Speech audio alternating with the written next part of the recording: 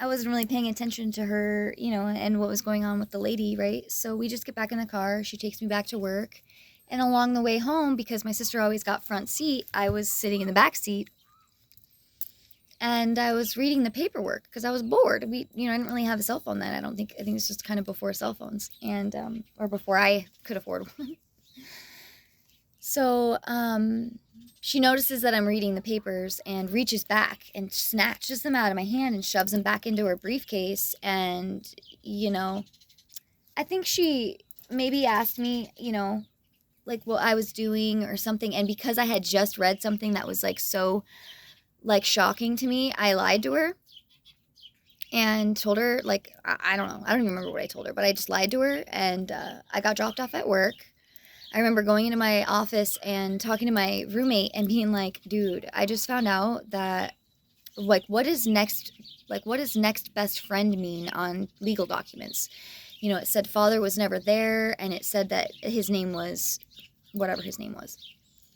And then my mom called me a couple hours later and she's like, "Are you okay?" And I'm like, "Yeah." And she's like, "Are you sure?" And I'm like, "Well, I know." And she's like, "What do you mean?" And I'm like, "I know about my dad, Jeff." And she hung up on me. She told me that she went out of service, but I know she hung up on me. She took 2 hours to get back to me. And in those 2 hours, she called my biological father's mother and told her that I know. I don't know what that conversation sounded like or what else was done in that time. I didn't really want to talk to my mom because I had experienced a lot of shit and had been labeled as the bad kid my whole life. And I was really fucked up by the things that happened to me as a kid that I didn't know in memory, but that had been told to me that happened. I was really not okay in my mind with the world. And so she came to the house, begged to come pick me up so she could explain her side of the story. She did, whatever. Told me that I had a brother in Germany, I guess, and all of these things came out. And I was just like, wow, okay. And in my mind, I'm still thinking, like, do you guys realize how much you fucked me up by not just telling me these things? Like, I don't know. And I try to put myself in her shoes, recognize that, if I was 20 years old and I had fallen in love with a man and he left me to go to the army and didn't believe that I was pregnant, I would probably been heartbroken. And, the only advice that she had, the only two people that she had in her life that she could trust as far as to get any advice about that kind of thing were my great grandparents, which would have been, my mom's dad's parents, my grandpa's parents. Well, that was like the closest thing that she really had to parents because her childhood and everything else. So she had gotten advice from them and they were, from Mississippi, Alabama, in their 80s. And my grandfather was a Southern Baptist reverend. And in the Baptist religion, and most religions, first of all, I was a bastard. So there's that. So they just decided, they told her that I don't know what they told her, but I believe that was where her advice came from, and that's what she chose, and I never blamed her for that. So yeah, so then I moved out and I was partying a lot and doing a lot of things that I shouldn't have been doing. I remember taking a lot of ecstasy, and I remember, ecstasy actually really helped me a lot, kind of understand things in an emotional aspect, because I think I've always been really disconnected from my emotions because of said things, right? So that really gave me the empathy. And I remember the first time I got high on ecstasy, I called my parents at a rave and I was like, "I love you. I'm so sorry. I don't blame you, and I just want you guys to know how much I love you, and all of these things. And I made a lot of choices operating from that broken foundation, and it's not the end of the world, actually, because with where we're at in science, neuroscience especially, and especially Joe Dispenza, who has done a lot of neuroscience research, actually, with computers, and he's got a lot of statistics about it. So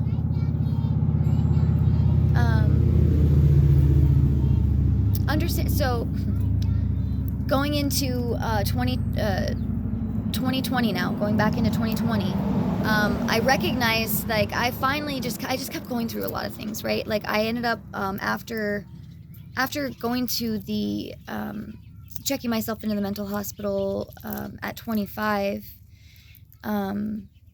because, things just were just, I was just, I couldn't handle anything else. Like, my husband and I weren't, we'd only been married for like 6 months, and we were miserable because we needed to grieve and we didn't get to, and we were forced to get married, and the wedding was fucking awful. I mean, it was emotional, and it was just dark. It was just so much things. And I was working 2 jobs and driving. I was the only one in the house that was responsible for driving and the bills and the cats and the dogs, especially once his brother died. He did not work. He lost all of his hobbies.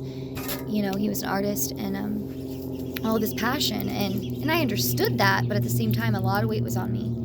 And we had a couple jobs that he had to finish that were up in Flagstaff, where we used to live, and so I had to drive him up there to finish that mural. And a week before I ended up going to the hospital, I had gone to my friend's house and was gonna leave, and realized, like, I don't know, all of my friends were in new relationships, and I knew that I was going to be alone, and so I decided to go back because I didn't have the support of anyone at that time, and it was kind of already a lot that I'd gone through at that point. So I went back, and we went up to Flagstaff. He finished his job, and then we came back home, and I was super depressed, and I was in the closet, and he needed me to take him to go get his check cashed.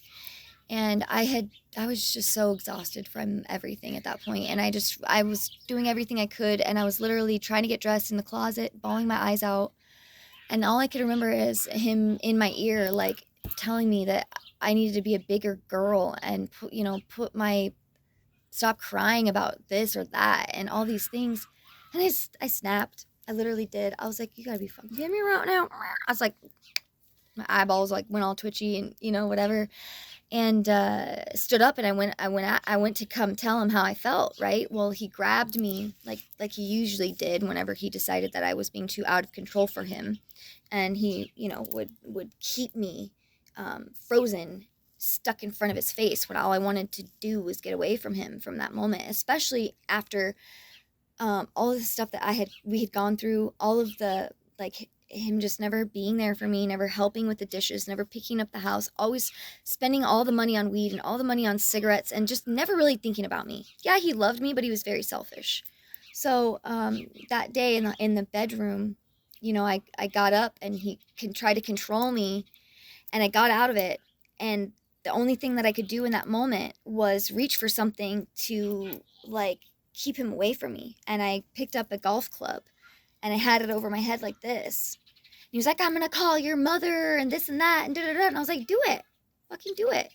He ended up calling my mom, and I ended up calming down a little bit. And then I can't remember how it proceeded, but the next thing I knew is he swooped me up and sat me outside on the front porch and said, you're not doing this in my house. And I lost it. Because how dare he say that to me after everything that I did? I won't even get into that. I mean, when we first got together,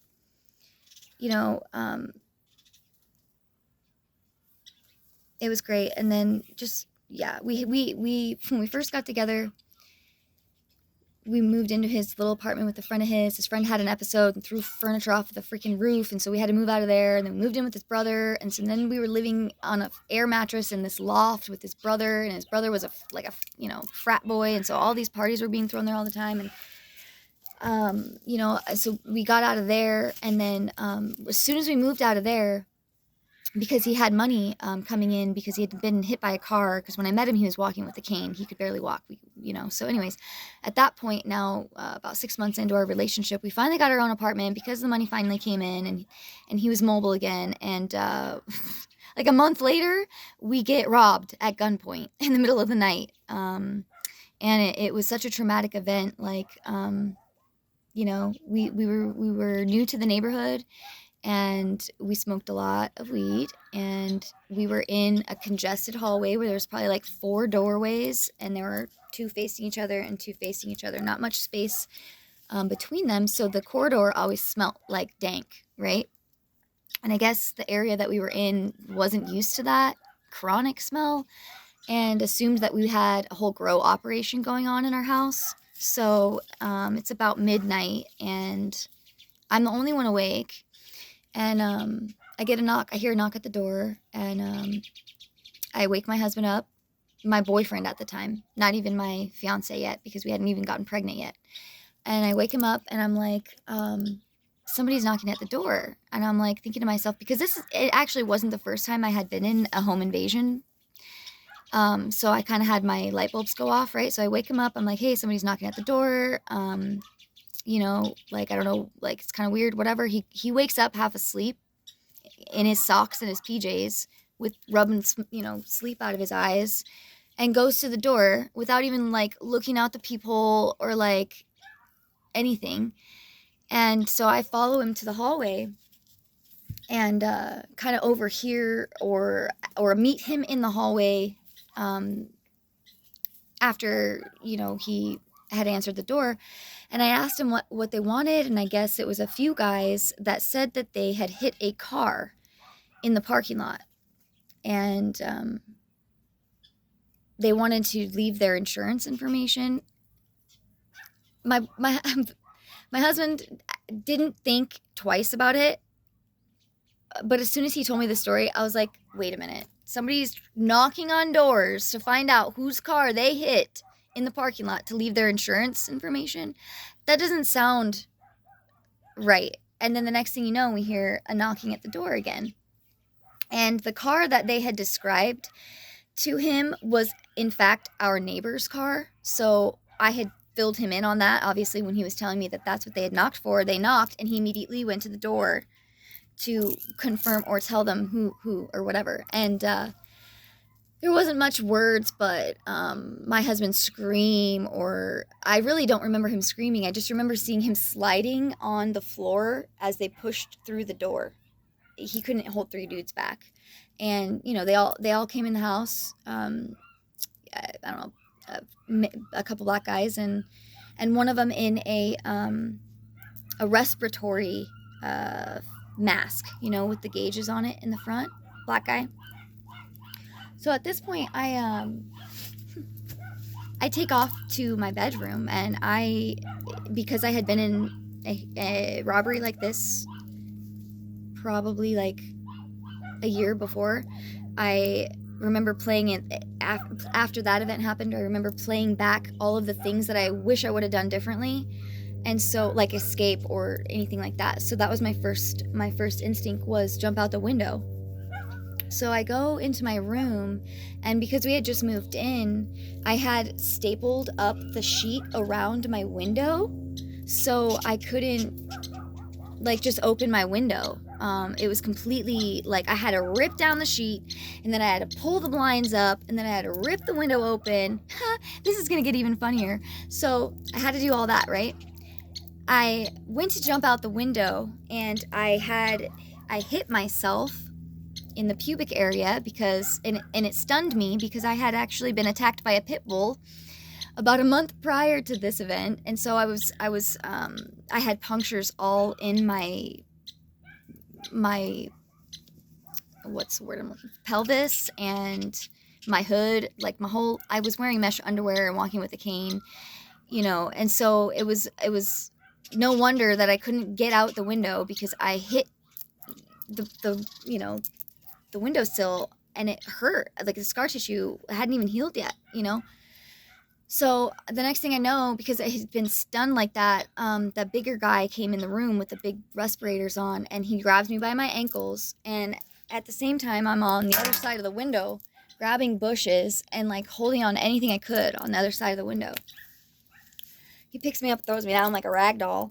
And, at that same time, I see a roll of duct tape roll out of his pocket. And because I was screaming and yelling, for one, and two, it was kind of like, it wasn't really daylight, but because I had made so much noise, he immediately went and told whoever was in command, like, this bitch is, causing a commotion. She did this and that and the other thing. And so I followed him out into the living room where he went after he dropped me on the floor and told me to shut the fuck up. I went into the living room with him, or maybe he told me to go into the living room, and I went to the living room and I see my husband on his knees, with a gun pointed to his head. And for some reason, I think because of the first time I'd gone through this, I really wasn't like scared. I was more so like, you guys are coming to rob us. Do you see?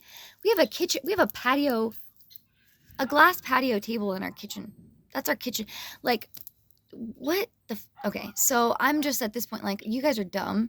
I see him sitting there with the gun to his head and whatever, and they're asking me where everything is, and Andy's trying to be the nice guy and tell him where everything is. And then they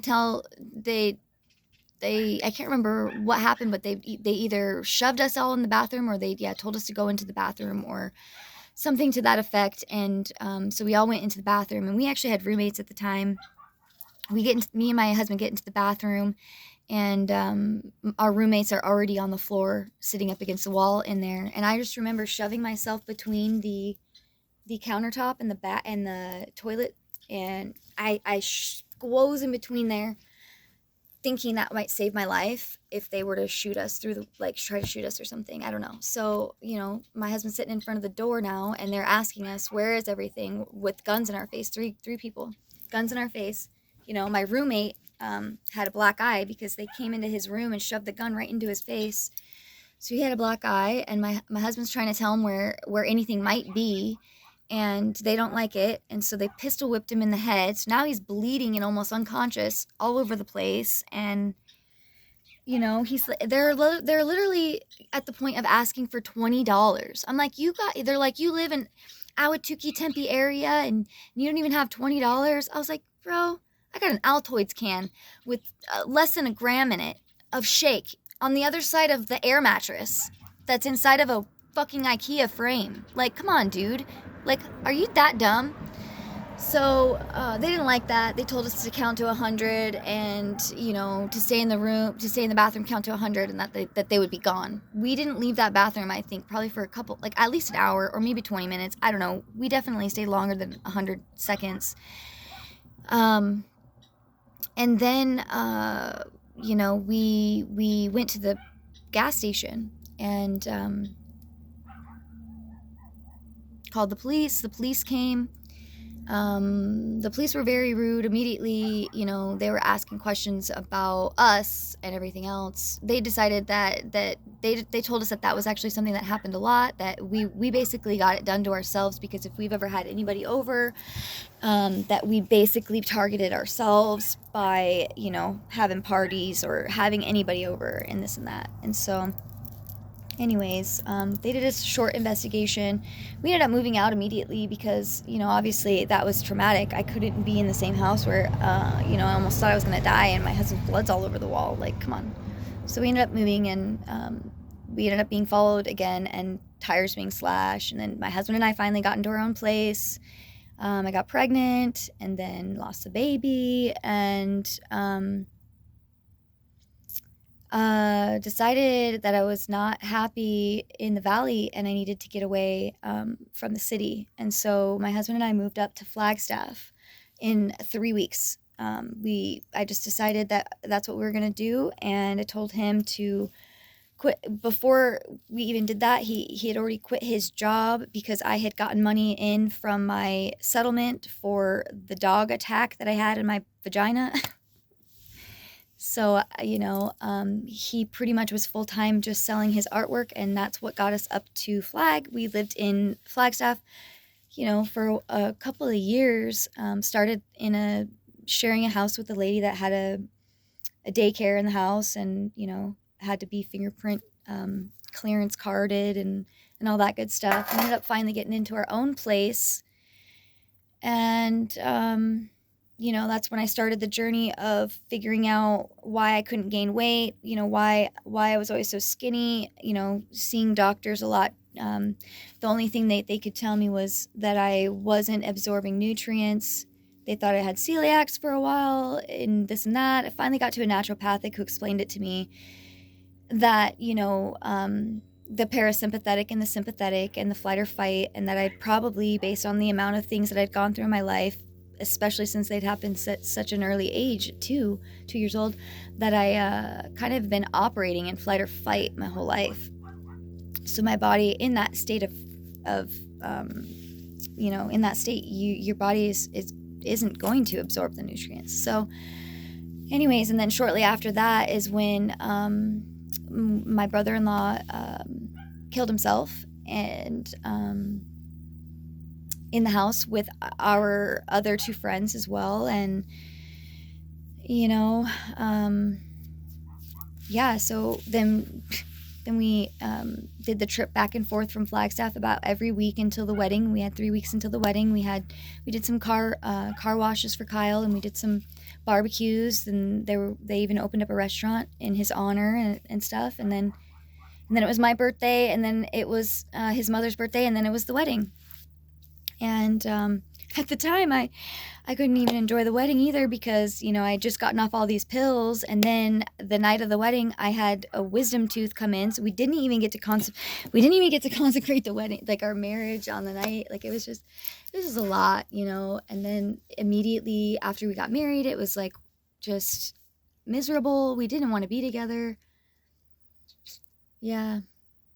So, that day that he ended up setting me out, we ended up moving back here because he wanted to be around his friends, which was understandable, and still blaming me for moving us up to Flagstaff when his brother needed him. And how would we have known that? That was like a year and a half before this happened, and it wasn't my fault. In fact, the reason why he did what he did had everything to do with the girlfriend that he was dating before he had this happen, who was very toxic to him, and she moved to Flagstaff, causing him not to be able to come up there. So anyways, so we ended up moving back to the valley, and then this all went down with him and I, where he sat me outside and said, "You're not going to do this in my house." And I said, I went off. It was 150 degrees outside in Arizona, no shoes on, and I just took off on foot on pavement, and I hid from him. I saw him trying to find me and everything else. And I saw my mom driving down the road, and I walked up to her car, and I just got in the car, and I looked at her and I said, "Can you take me to the ER? Like, I need to go. And so she did. And I remember he came to the hospital, and he was going to go to the vending machine to get a snack, right? Didn't even bring me back a snack. like I don't know, these things started really adding up for me. So I stayed in the hospital 24 hours on suicide watch, and then I was taken ambulance in a stretcher to the recovery center all the way in Glendale. I get into the psych ward, and I didn't realize what I'd gotten myself into. There was a door where they were bringing people in from the street that were causing disturbances, like police escorted or hospital or delivered from another hospital to the space. And I had no idea the kind of people that I was surrounded by. There was a lady that had asked me to call her, dial her phone number for her. It was 602 that song 6753809 or whatever. It was that phone number, but with a 602 area code. And I was just like, I don't know. It was just weird. I felt like, if you ever seen Drop Dead Fred, and they're in the waiting room and all their like imaginary friends are in the room. That's kind of how I felt. So anyways, after 72 hours, they did, there wasn't really much construction going on with any of our thoughts or anything. We were just being fed and given a place to sleep and given a bathroom and stuff. So the counselor finally got there, asked me what was going on, and of course, because I had so much going on in my life at that time, I thought that he wanted to hear everything. So I started bringing it all back up, and he immediately stopped me and was like, "No,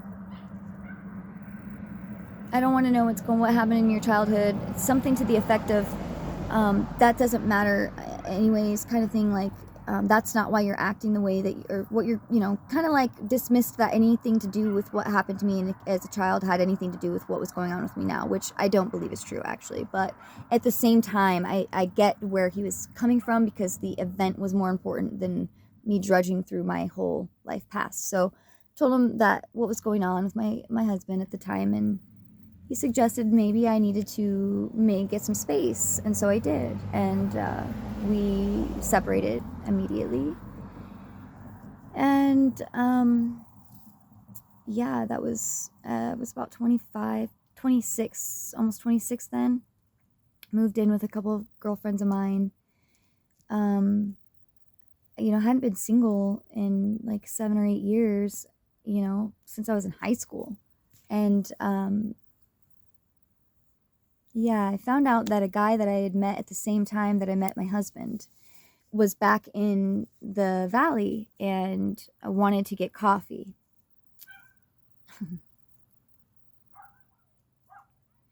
I met this guy at a rave when I was 19, actually, and I'm going to get into that on my next episode, because it's too dark to be continuing this story right now. But yeah, so that is my life up until I left my husband at 25.